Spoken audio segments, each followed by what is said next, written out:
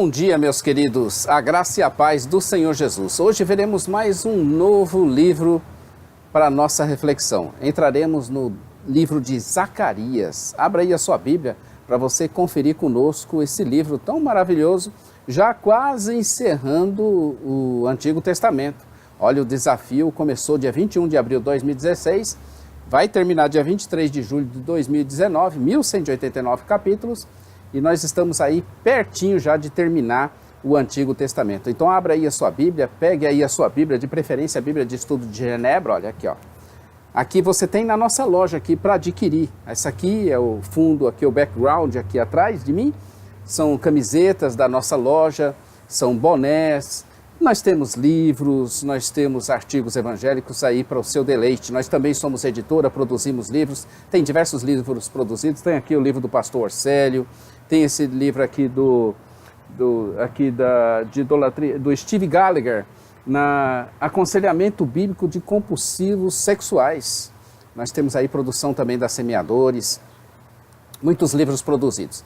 Inscreva-se no nosso canal, clica aí no sininho para você acompanhar, a gente dá um joinha aí, faz um comentário, que isso vai ser muito importante para nós. Então vamos lá ao livro de Zacarias. Estamos vendo o 16º livro, Zacarias, dos últimos 17 livros da Bíblia, que são justamente os livros proféticos, que podem ser divididos em profetas maiores e profetas menores, como já temos falado aqui muitas vezes. Os livros dos profetas menores são 12. Eles têm 67 capítulos, 1050 versículos, uma média de 16 versículo por capítulo. É rapidinho que você lê e você aprende cada vez mais. O livro de Zacarias que nós iremos começar hoje tem 14 capítulos. Eu que vos falo sou o pastor Daniel Deusdete, da Rede Os Semeadores, envolvendo distribuidora, livraria e igreja. Estamos aí servindo o Senhor, semeando a boa palavra. Semeador da palavra de Deus, conforme está escrito também em Lucas 8, verso 5. Eis que o semeador saiu a semear. E nós saímos a semear a boa palavra. Estamos aí e convidamos você também para se tornar um semeador. Algumas características gerais desse livro de Zacarias, ao qual nós estamos pedindo que você leia o primeiro capítulo antes da gente começar. O próprio profeta Zacarias é o autor do livro que leva o seu nome. Em Zacarias 1:1, se identifica o autor como Zacarias, filho de Baraquias, filho de Idô. A visão tradicional a qual estamos adotando é de que esse homem era um contemporâneo de Ageu, no século VI a.C., e que todo o livro foi escrito por ele. Ele teve o seguinte propósito quando ele escreveu esse livro: é encorajar a confiança nas profecias de Zacarias, não apenas nas referências ao julgamento, mas também nas referentes às grandes bênçãos prometidas para Jerusalém quando o reino de Deus vier em sua plenitude. Mais ou menos aí nós podemos datar esse escrito entre 520 a 475 a.C., o ministério de Zacarias. Algumas verdades fundamentais que nós vamos encontrar nesse livro. Deus prometeu bênçãos maravilhosas para o seu povo após o exílio, por meio de Zorobabel, o filho de Davi, e por meio de Josué, seu sumo sacerdote. Outra verdade que nós vamos encontrar: apesar das falhas daqueles que retornaram do exílio, Deus não falharia em cumprir as suas promessas. Deus tem todo o poder para derrotar os seus inimigos e o fará algum dia. A palavra de Deus é clara, dizendo que o ímpio vai acabar. Uma batalha final trará a vitória absoluta para o povo de Deus. Uma contextualização, um pano de fundo histórico de Zacarias é o mesmo de Ageu, que nós vimos aqui, mas seus ministérios diferem quanto à ênfase. O trabalho de Ageu concentrou-se na reconstrução do templo. O trabalho de Zacarias também estava preocupado com a reconstrução do templo, mas suas profecias também encorajam o povo quanto a Jerusalém ser o local num futuro de médio prazo para o reino de Deus.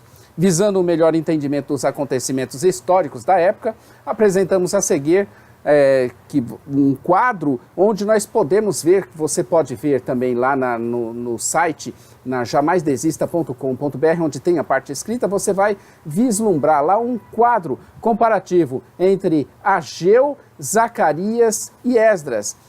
Entra lá no nosso site, jamaisdesista.com.br, Procura o capítulo número 1 de Zacarias e você vai encontrar esse quadro fazendo a exposição dos governos de Ageu, Zacarias e Esdras dentro de um tempo cronológico. Entre lá para você conferir. Zacarias contém uma variedade de formas literárias. As visões contidas na primeira parte são semelhantes às de Ezequiel e de Daniel. O livro é sempre citado como um exemplo de literatura apocalíptica antecipada e certamente métodos e temas característicos desse tipo de literatura estão em evidência. No capítulo 14 encontra-se a descrição de uma guerra final contra Jerusalém, na qual Deus sai como um guerreiro vitorioso para salvar o seu povo dos seus inimigos. Da mesma maneira, as visões dos cavalos, dos 4 carros e da mulher dentro do Efa também podem ser vistas como formas antecipadas da literatura apocalíptica. O bem-estar e o futuro de Jerusalém, como a cidade santa, é o tema difundido em Zacarias. Muitas das visões desenvolveram esse tema. O capítulo 8 traz o retrato de Jerusalém, da Jerusalém idílica. E o livro conclui com um capítulo que desenvolve esse tema, no capítulo 14. O enfoque de Zacarias sobre Jerusalém reflete a teologia de Sião, que é principalmente encontrada nos Salmos 46 ao 48 e no Salmo também 132. A semente messiânica, ela é Cristo Jesus, em Zacarias.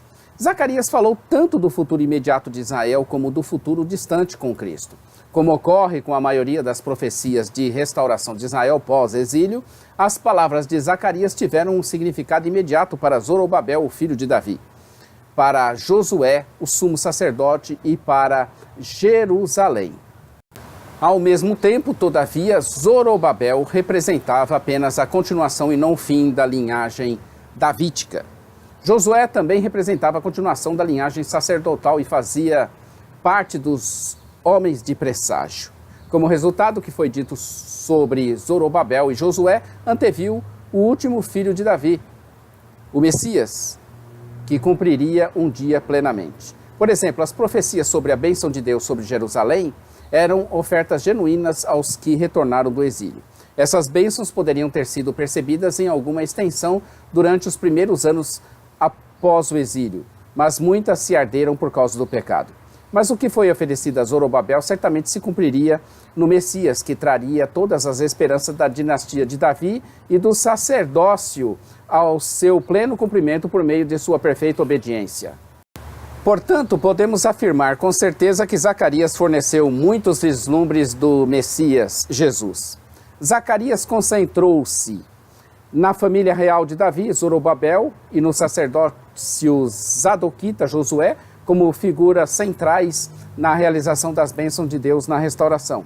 Não é de admirar, então, que o cumprimento desses dois papéis em Cristo esteja ligado às profecias de Zacarias. Jesus é o rei que entrou em Jerusalém montado num jumento, como foi profetizado em 9, de 9 a 10. Passagem que foi citada por Mateus para referir-se à entrada triunfal de Jesus. A traição e a morte de Cristo são citadas no capítulo 13, verso 7. Além do mais, Zacarias desenvolveu a figura messiânica de um ramo de videira que combina as funções de um sacerdote e do rei. Embora o Messias não esteja especificamente mencionado, a promessa da habitação de Deus no meio do seu povo se realizou em Cristo. João 1, verso 14. Da mesma maneira, a festa dos tabernáculos, celebrada no capítulo 14, 16 a 20, encontrará a sua máxima expressão no estágio final do reinado do Messias, nos novos céus e na nova terra. Nós podemos dividir esse livro em duas grandes partes. As profecias com aplicação imediata, que é do capítulo 1 até o capítulo 8, e as profecias com aplicação no futuro, que vai do capítulo 9 até o capítulo 14. Então vejamos o primeiro capítulo, as 8 visões de Zacarias. Abra aí, confira aí a sua Bíblia, não deixe de ler, de acompanhar o que está escrito lá. Vamos então dar início a essas reflexões. As profecias com aplicação imediata. Zacarias trouxe profecias que falaram de um futuro próximo da comunidade restaurada. O povo respondeu ao chamado de Zacarias com arrependimento. O profeta teve 8 visões que demonstraram a importância de Zorobabel e Josué no plano de Deus para os que retornaram do exílio. Zacarias relembrou os motivos para o exílio de Judá e apresentou a oferta de Deus de grandes bênçãos para os que retornaram se eles se arrependessem de suas hipocrisias. Desde o primeiro versículo até o capítulo 8, estaremos vendo as profecias com aplicação imediata. Esses capítulos contêm profecias que foram entregues aos primeiros a retornarem do exílio, enquanto lutavam com o desafio de reconstruir o templo. Esse material também a gente divide em título e em 4 partes principais. Vejamos aí a primeira parte, o título. No título podemos identificar o profeta e o período do seu ministério. É o versículo de número 1. Tudo aconteceu no 8º mês do 2º ano de Dário. Provavelmente essa época é em outubro, novembro de 520 a.C. Zacarias começou seu ministério 2 meses depois que aqueles que retornaram do exílio retornaram à reconstrução do templo, que eles retomaram a reconstrução do templo. Zacarias era filho de Berequias, neto de Ido, e seu nome significa O Senhor se lembra. Mensagem inicial, parte B, ou seção B. Zacarias começou o seu ministério conclamando os que haviam retornado do exílio a arrependerem-se dos seus pecados. O Senhor havia se irado e muito contra os antepassados do povo. Embora o povo já tivesse respondido ao chamado de Ageu para reconstruir o templo, o coração das pessoas ainda estava distante de Deus. A ira que o Senhor havia demonstrado para com aquela geração de exilados ainda continuava até esse dia, porque o povo continuou a rebelar-se contra ele. Quem lê e estuda de forma desatenta pode imaginar que Deus é muito irascível, mas a sua ira não é como a dos homens, apaixonada e desprovida de bom senso.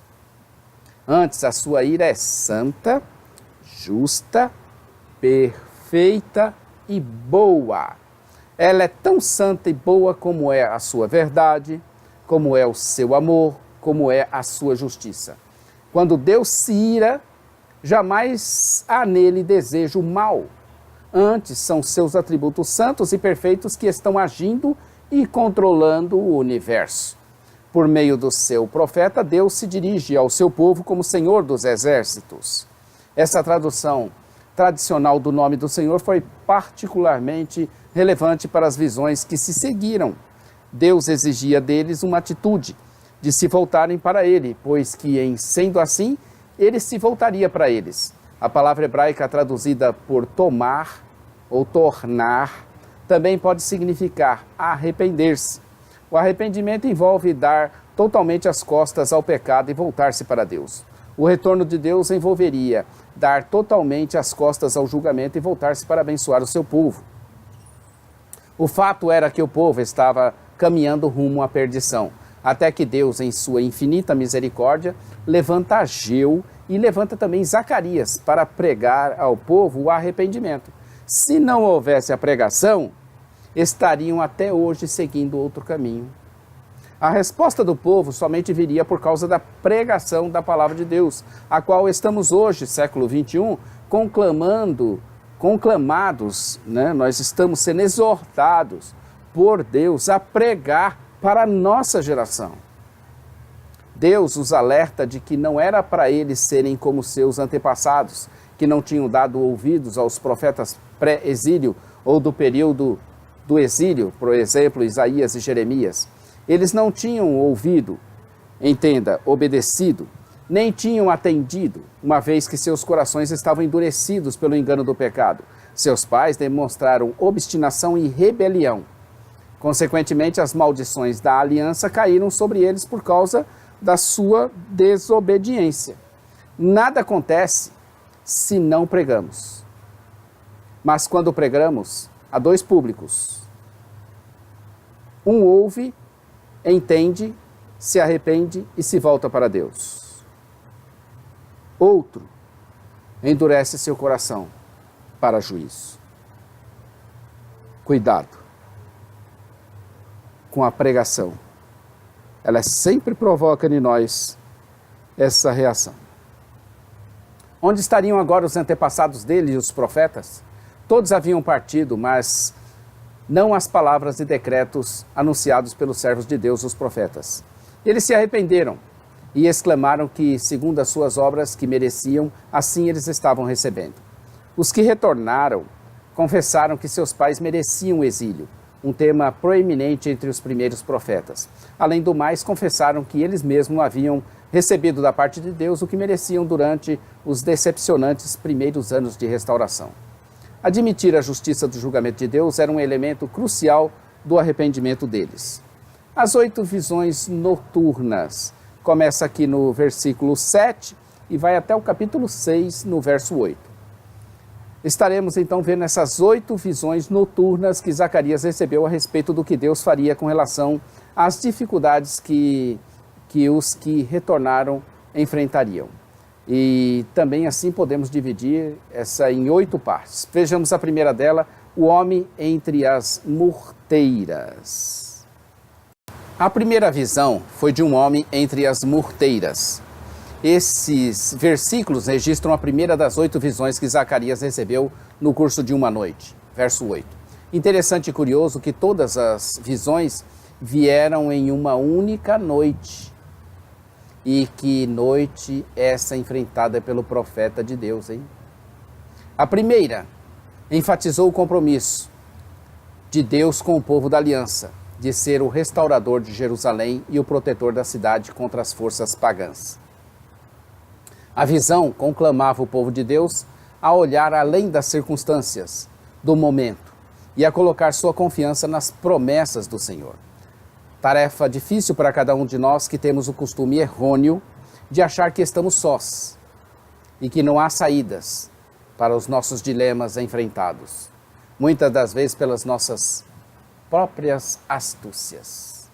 Na primeira visão, um homem montado em um cavalo vermelho, murtas num desfiladeiro, um homem entre as murtas, o anjo do Senhor que estava entre as murtas, Zacarias, um anjo que falava com ele, cavalos vermelhos, marrons e brancos atrás do homem montado em um cavalo vermelho.